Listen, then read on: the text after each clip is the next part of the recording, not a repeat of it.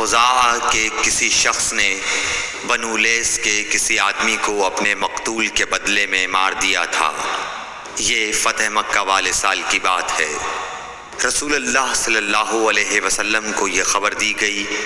آپ نے اپنی اونٹنی پر سوار ہو کر خطبہ پڑھا اور فرمایا کہ اللہ نے مکے سے قتل یا ہاتھی کو روک لیا۔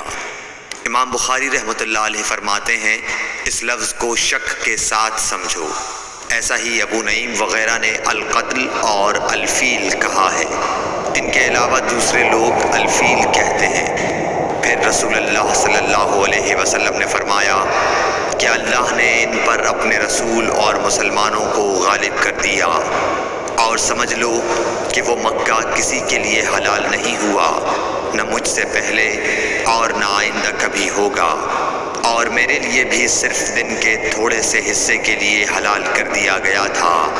سن لو کہ وہ اس وقت حرام ہے، نہ اس کا کوئی کانٹا توڑا جائے، نہ اس کے درخت کاٹے جائیں، اور اس کی گری پڑی چیزیں بھی وہی اٹھائے جس کا منشا یہ ہو کہ وہ اس شے کا تعارف کرا دے گا۔ تو اگر کوئی شخص مارا جائے تو اس کے عزیزوں کو اختیار ہے دو باتوں کا، یا دیت لیں یا بدلہ۔ اتنے میں ایک یمنی آدمی ابو شاہ نامی آیا اور کہنے لگا یہ مسائل میرے لیے لکھوا دیجئے۔ تب آپ نے فرمایا کہ ابو فلاں کے لیے یہ مسائل لکھ دو۔ تو ایک قریشی شخص نے کہا یا رسول اللہ مگر اذخر، یعنی اذخر کاٹنے کی اجازت دے دیجئے، کیونکہ اسے ہم گھروں کی چھتوں پر ڈالتے ہیں یا مٹی ملا کر اور اپنی قبروں میں بھی ڈالتے ہیں۔